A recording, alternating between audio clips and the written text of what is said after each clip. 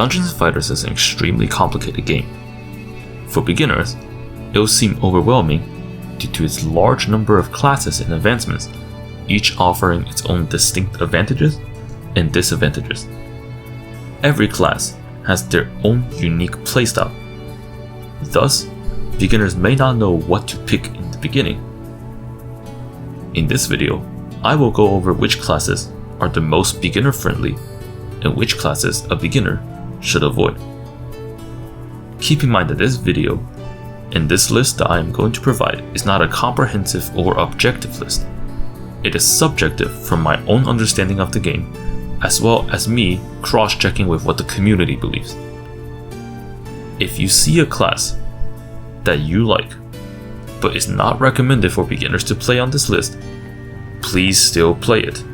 Dungeons & Fighters is a game that you should enjoy. Thus, if you enjoy the appearance and playstyle of a certain class, you should pick it regardless of what I say in this video. However, if that does not matter to you, then please listen to what I'm going to say. The advice I give in this video will drastically help improve the speed at which you progress through the early and middle game. Let's start with the not beginner friendly classes. These are not beginner friendly for a multitude of different reasons. It could be because you require in-depth game knowledge, which means that you need to have played the game for a little bit to understand how it works. Maybe you need to manage skill cooldown, which beginners probably don't know how to do well. Maybe you need to know what to upgrade and what doesn't really matter for you to upgrade, which again, beginners would not know. Stuff like this is what makes a class not beginner friendly. And there's a couple of different things about that.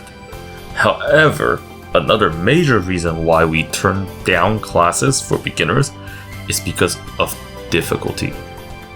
Classes can have very high skill ceiling, and some of them are much more difficult to play than others. So for the classes that I am not recommending to beginners, I will split them into two categories: high skill ceiling and requires in-depth game knowledge.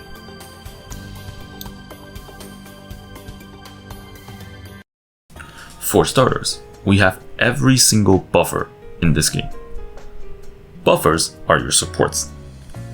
They are in charge of giving buffs to the party, healing them, protecting them from damage, and reviving them should things go south. We currently have 4 buffers in this game: Muse, Female and Male Crusader, and Enchantress. These 4 classes are buffers, and they require in-depth game knowledge. They are not brain dead. You require game knowledge to know where you should be when casting buffs, what buffs you should cast at which point, when you should revive, when you should do this, etc. For a beginner, this is too much, and you would not be able to use them effectively.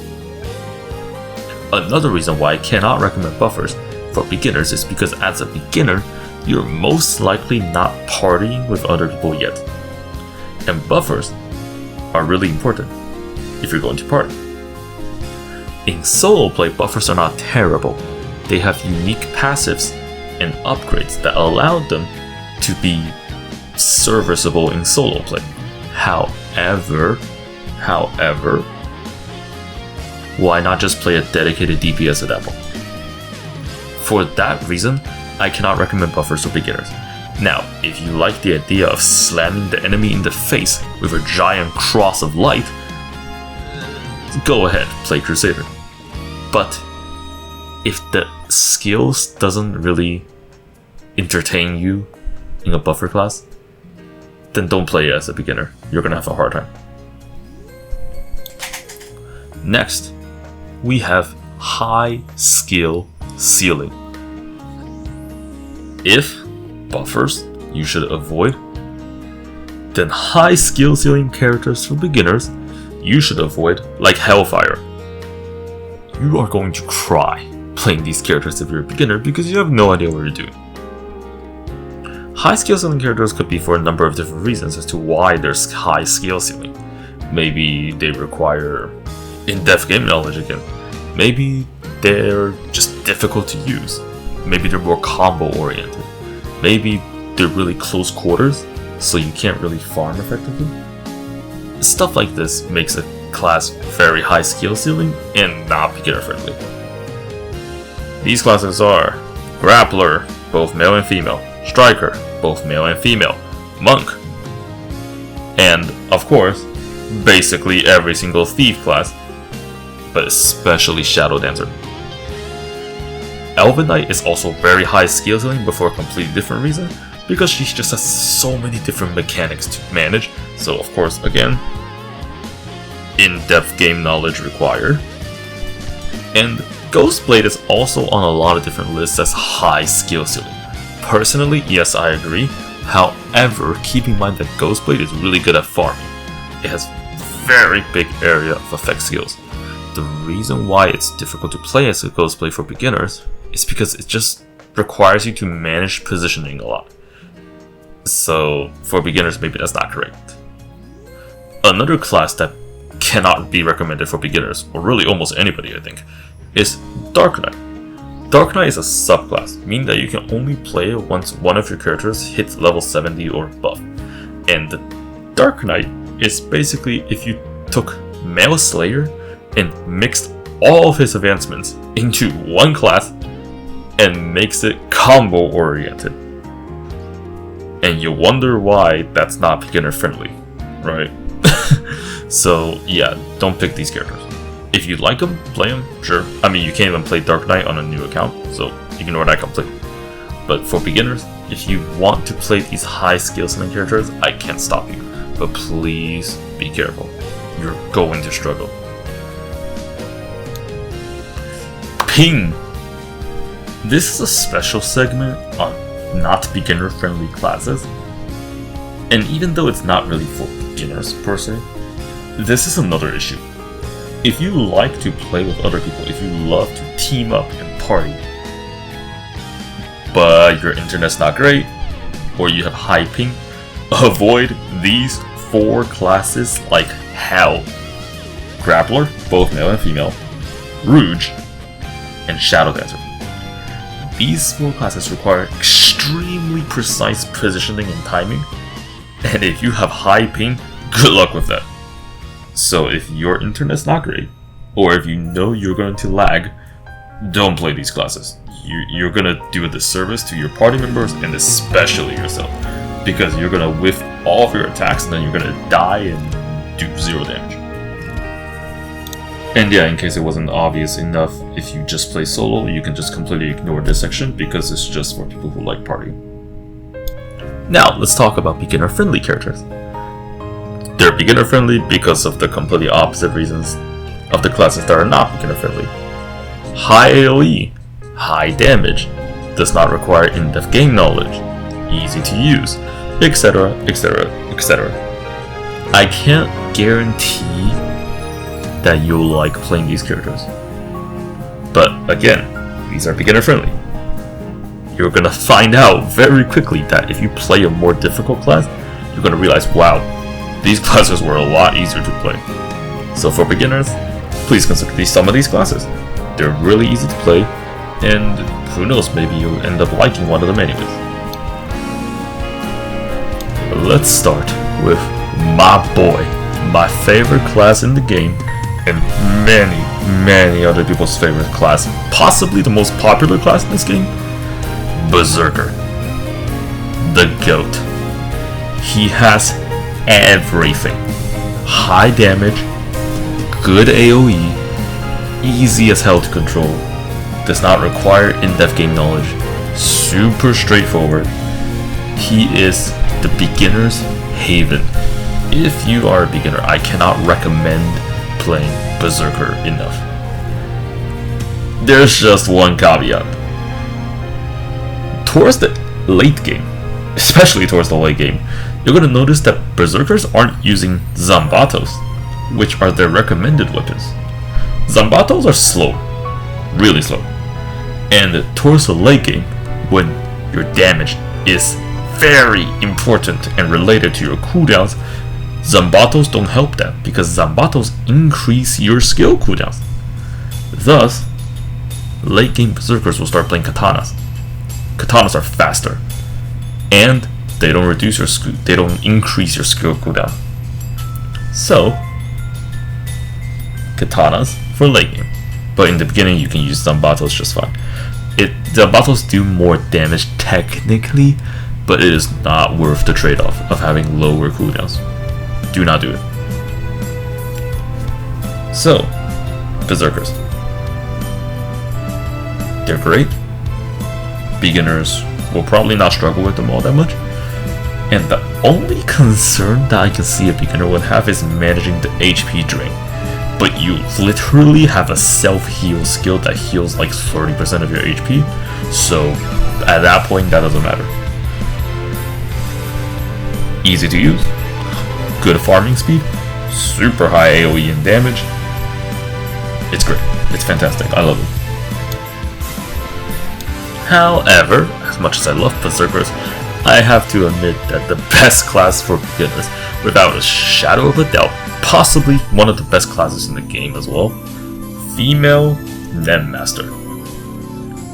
If Berserker had everything a DPS could dream of, female Nen Master just straight up has everything. She has everything except for support, of course, but she has a massive shield that can shield her allies and herself, and also gives her invincibility for a short period of time.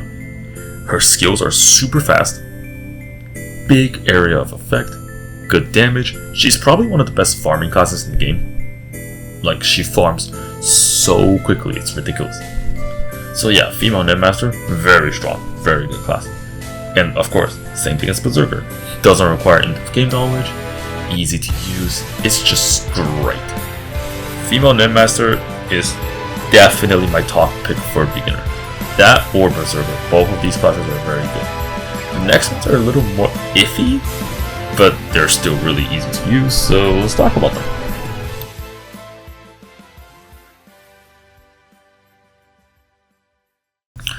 Have you ever wanted to cover the screen in bullshit? Well, you have launchers, male and female. They specialize in heavy artillery, and what they lack in ease of use, technically because you need to position their attacks, they make up for with just absolutely absurd area of effect. Laser beam across the whole screen, bombs across the whole screen, missiles across the whole screen, giant ass flamethrower which covers the whole screen. You're never gonna miss an attack with a launcher. There's just no way. And because most of their attacks are explosions or beams or whatever, it's also just single hits, which means it does a lot of damage in one go. It's very high burst damage. So, if you want to make your enemies feel like they're playing Toho, go ahead and play a launcher. I personally like playing launchers just because it's funny to shoot laser beams across the map. Speaking of, Troubleshooter is so annoying. Troubleshooter is one of the advancements of Agent, and he excels in giant ass explosions. Why is he annoying? Well, not because he's super easy to use or anything, but because he is so easy to use that he is actually a problem in PvP, because no class can compete with him. His AoE is huge, and it covers so much distance, and it's like impossible for a proper class to approach him if they don't know what they're doing. So you take that, and you translate that into dungeon clearing, and what do you get? Yeah. Troubleshooter does not require any skill at all. It's the similar situation with female Nen Master, where it's just such a big area of effect that it's just kind of pointless. Like, you can't miss an attack at all. So, yeah, Troubleshooter. If you also enjoy covering the screen in explosives, go right ahead. And of course, I can't talk about beginner classes without talking about a class that basically makes it like you're playing an idle game. Asura. Asura has a passive ability called Murderous Wave, where if you activate it, it unleashes this field around him that does damage over time. For beginners, This is crazy good because at the lower levels, and even through the middle game, you're basically one-shotting monsters anyways. So what do you do to clear dungeons? In the beginning with Asura, you activate Murderous Wave and you run to the gate. That's it. There's no skill or thought process in it. And once you get to the late game where you can't one-shot with Murderous Wave, you start using the many giant-ass AoE effects that he has. And it's the similar situation with Troubleshooter and a similar situation with Launcher. Just big-ass AoEs that makes it super easy to clear out a map. Honorable mention. I didn't really think about this, but yeah, I have to say it, don't I? Summoner is gonna look extremely tempting for beginners. And I have to say I agree. Summoner is kind of in a weird spot. It's a niche class. It's an advanced class. It's difficult to play in the end game. That's why I don't recommend it for beginners. But if you're a beginner and you really don't care about partying a lot, yeah, Summoner's kind of dumb. You just summon a bunch of monsters and then they go yippee-ki-yay! And then just kill everything in the path and you literally sit back and do nothing. In late game, it's not really that easy anymore, of course. But in early game, where every attack one-shots, you wonder why Summoner is good at that point, right? Yeah, so if you're a beginner and you just really are scared of fighting directly, go play Summoner. You'll see what I mean by how dumb it is. And that is a very basic rundown of classes for beginners and classes not for beginners. This is not a comprehensive list, it's not an objective list, it's just my opinion cross-checked with a bunch of different community guides. If you are starting Dungeons & Fighters and you happen to stumble across my video welcoming you to the world of Dungeons & Fighters, then welcome to a game that I have enjoyed for many years, that I grew up with, and it is, without a shadow of a doubt, my favorite game to play. It is a very emotional experience to come back to this game after playing it for so long and seeing how different it is nowadays. I love this game. It's a part of my life, and I hope that whoever stumbles across my videos to play this game will feel the same way. But yeah, please keep in mind that this is not a comprehensive guide. I am nowhere near a skilled enough player to make comprehensive guides on this. I'm casual, but I just played long enough. And of course, the community backs most of my choices in this. So, with that being said, please enjoy Dungeons & Fighters. And I hope you enjoy whatever class you pick, because they're all very fun. And please remember, if a class appeals to you but was not recommended by me for a beginner to play, why care? Just play it. If you enjoy it, play it. That's the whole point of Dungeons & Fighters, giving you so many choices. And with that will be my conclusion. Thank you for listening to me rant for however long it's going to be, and I hope I see you in the King server in Dungeons & Fighters. Thank you.